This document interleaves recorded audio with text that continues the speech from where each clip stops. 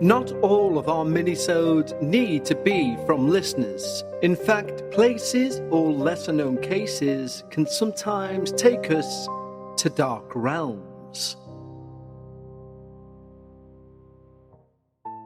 Hello everyone and welcome back to this week's installment of Dark Realms. Yes, there is no video again, and the reason for that is the electrician that came out to try and find out what I'd done wrong in drilling holes into the wall, placing up acoustic boards, etc. He had to take all of the acoustic boards down, and that took with it some plaster, and he still hasn't found the source of why there's no electricity going to that studio.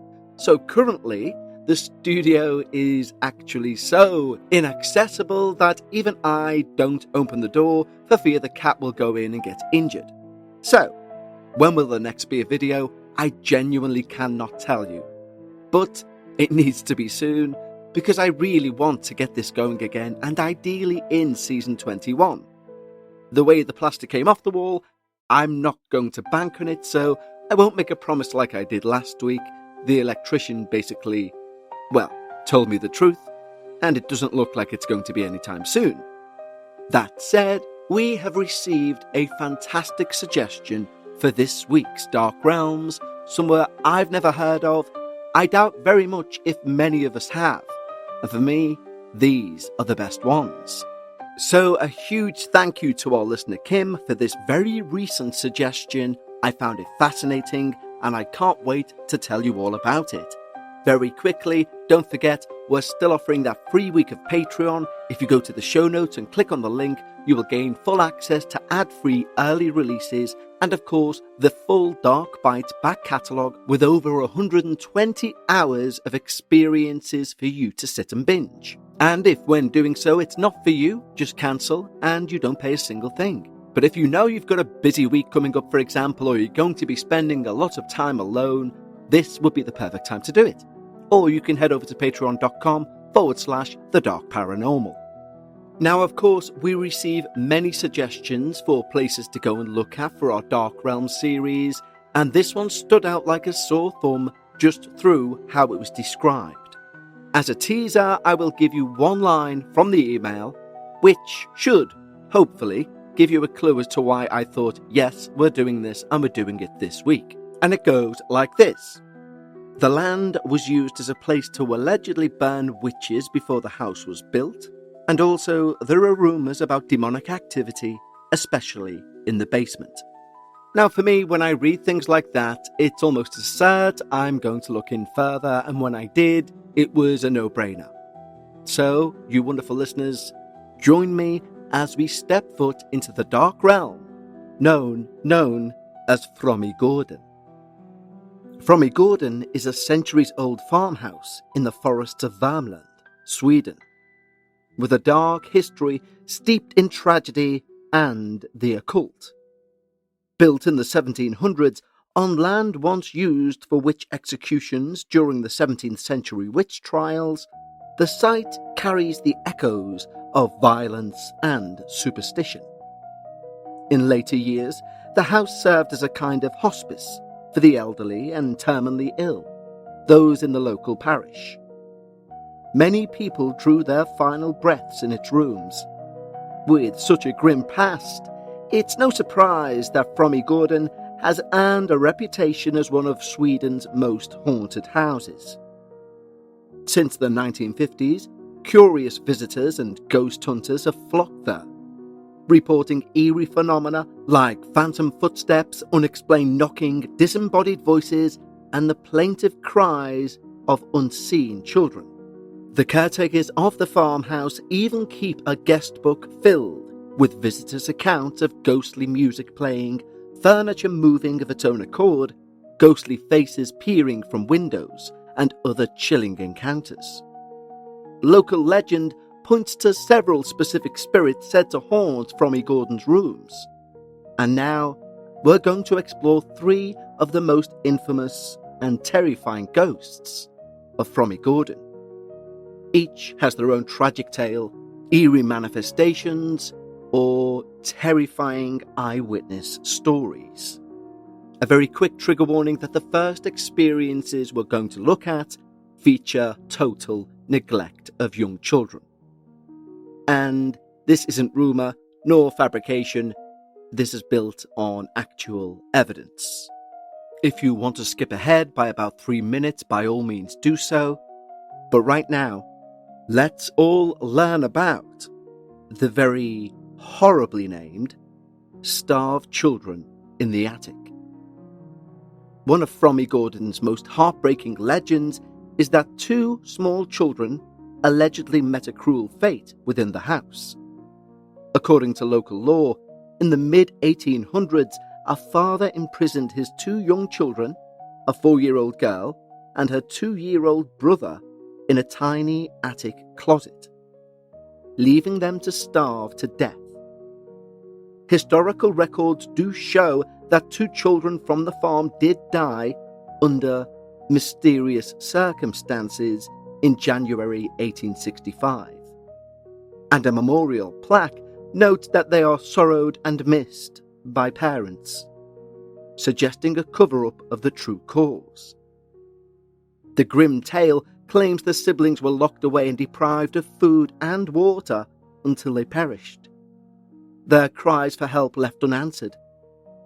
Some speculate that at the time, parents who believed a child was tainted by evil might resort to such horror, hiding that child away, and in the worst cases, killing them.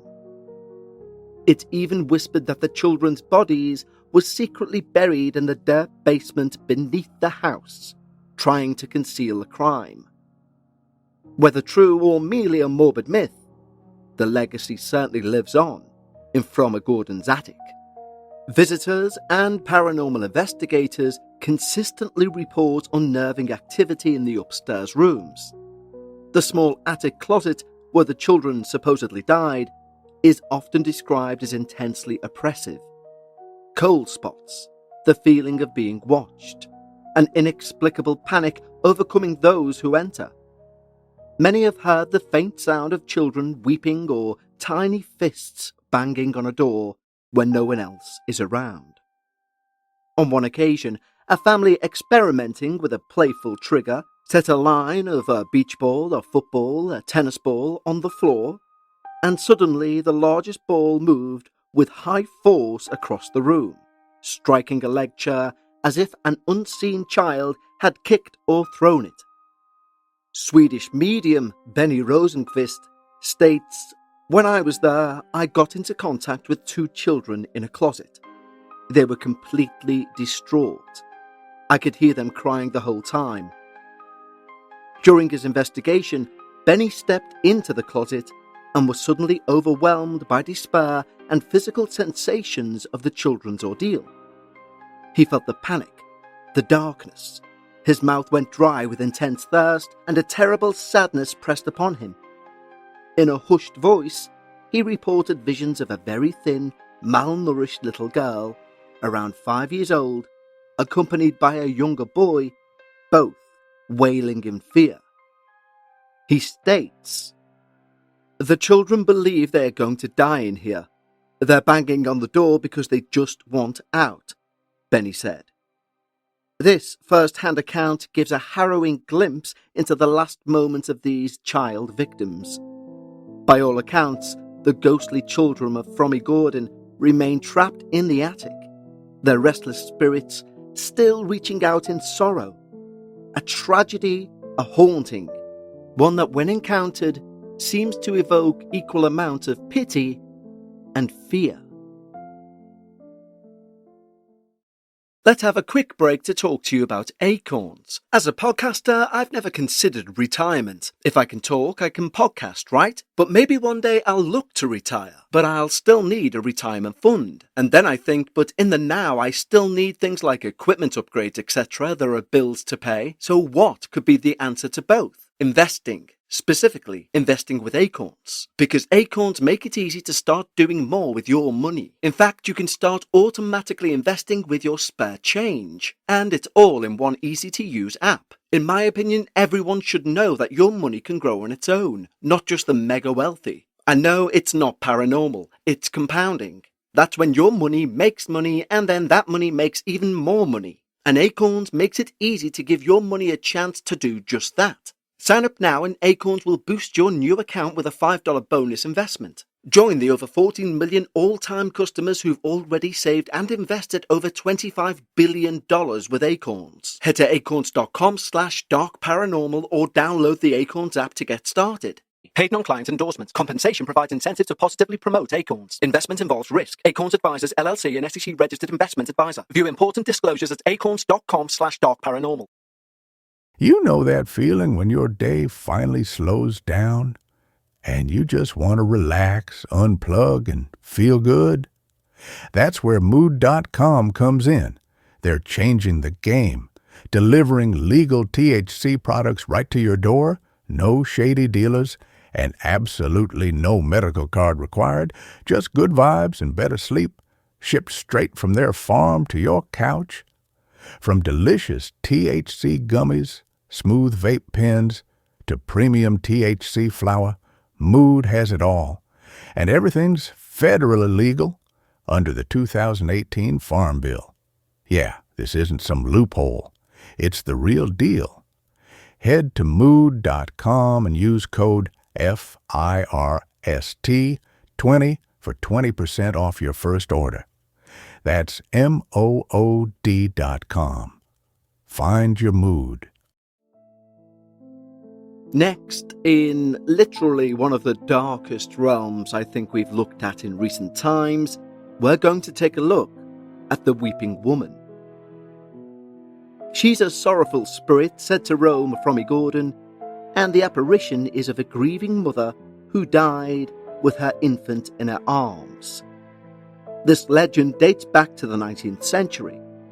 According to one story, neighbours entering the farmhouse were alarmed by the sound of miserable sobbing coming from an upstairs bedroom. Investigating this eerie sound, they allegedly discovered a tragic sight. A woman slumped on the bed, clutching the lifeless body of her newborn baby and crying in utter despair. By the time help arrived, the woman and child had vanished, leaving behind nothing but the heavy atmosphere of grief. It's unclear who this mother may have been or how her baby died. But ever since, that upstairs bedroom has been called the crying room, and the ghostly mother is said to remain there, eternally mourning her lost child. Many who sleep at Frammegården report hearing the sounds of a woman softly weeping in the dead of night, especially near one bed where the spirit supposedly manifests. Some guests have awakened to the sensation of someone sitting on their bed, only to find an indentation on the mattress as if an invisible figure was still present. A local historian who manages Frammegården tours states, in one of the beds, it's said that a sorrowful woman still sits with a dead baby in her arms. Visitors will describe an overwhelming sadness or discomfort in that room for no obvious reason. There are also reports of faint lullabies playing from nowhere, the fleeting image of a lady in a dated dress vanishing around a corner. During his time at the premises, the previously mentioned medium, Benny Rosenqvist, stated, "I hear a woman crying in despair, and I see a stillborn child." During his investigation, an icy chill enveloped the so-called crying room. The veteran medium described how the air grew heavy and cold as soon as he entered. Clairvoyantly, he perceived a distraught female figure, sobbing uncontrollably over a tiny infant. At one point, Benny himself struggled to breathe, clutching at his throat, saying, "It feels like someone is choking me." He gasped as if reliving the woman's anguish. Moments later, he stumbled from the room, tears in his eyes, saying he could still hear the plaintive cries echoing in his mind. This poignant account underscores how the weeping woman of Frammegården is both tragic and terrifying. An apparition whose raw grief is so powerful, it can reach out across time through the veil and touch the living in the present day. And as we like to do on Dark Realms, whenever we set foot in a dark realm, we like to leave the darkest to last. And arguably there's nothing darker than the malevolent presence in the basement of Frammegården. Because for all of the farmhouse's supernatural inhabitants, none is more feared than the malevolent entity that lurks in its cellar. Unlike the human ghosts of the mother and her deceased child, or those of the children who were killed, it seems, by their own parents. This presence is often described as something inhuman. A demonic force or dark energy that fills witnesses with primal dread. Some believe the basement's evil aura may stem from the property's bloody history. Not only were the starved children reportedly buried down there in secret, but centuries earlier the grounds may have been used to execute accused witches. Their bodies burned at the stake. Whatever the cause, almost everyone agrees who ventures into Frammegården's low stone cellar that they will come back changed. The air grows unnaturally heavy and cold. Shadows seem to coil in the corners. There's an oppressive sense of doom that descends on you as you fully enter the room. Those sensitive to the paranormal have described the entity as a pair of burning eyes in the dark, or a shifting figure of light radiating pure hatred. It has been known to whisper unintelligible threats, or growl like a wild animal. Visitors often last only a few minutes in that cellar before fleeing, overcome by the instinctual feeling that something evil is watching from the blackness. The medium we've discussed in our last two experiences also explored that basement. Now, it should be said, Benny Rosenqvist is an experienced paranormal investigator, one who's explored countless haunted sites and walked away perfectly fine. But even he was left terrified by that basement entity, saying he felt personally attacked by a dark force. At the urging of a local guide, he reluctantly descended into the cellar around 3 a.m, and almost immediately he saw a strange, misty figure of light lurking under the house, and it hit him with a wave of malevolence. What happened next shook him to his very core, and I quote, "I have never ever encountered such an evil energy." Benny was still visibly unnerved. In the cellar there was a presence, and it scared me so much I had to run out. I'm seldom afraid, but that was horrific. It felt like someone wanted to get inside me and could kill me. According to him, the entity's oppressive force bore down on him in the dark, as if trying to invade his body or soul.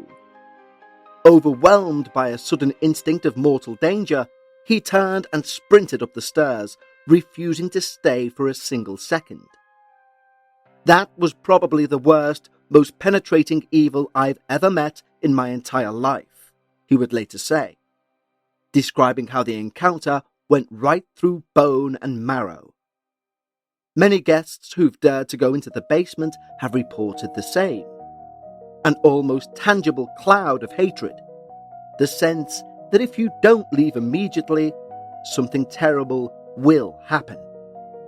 Some even refuse to sleep in the house, abandoning their overnight stay entirely. The legend of the basement demon has only grown with each retelling, a reminder that in this house of horrors, not all spirits are merely sad echoes of the past. Some dark presence seems actively hostile, sentient, a lurking horror that even hardened ghost hunters and researchers are too scared to disturb. The legends around this scenic farmhouse combine historical tragedy with paranormal terror, making Frammegården a morbidly fascinating sight for those brave enough to investigate. Whether one believes the tales or not, The reported experiences are undeniably chilling. As one caretaker put it, flatly, Frammegården in the Värmland woods is not a place for the faint of heart, and anyone who dares go in will not be the same person afterwards. And with that chilling warning of arguably one of the darkest realms we've set foot into, we're going to end the episode here.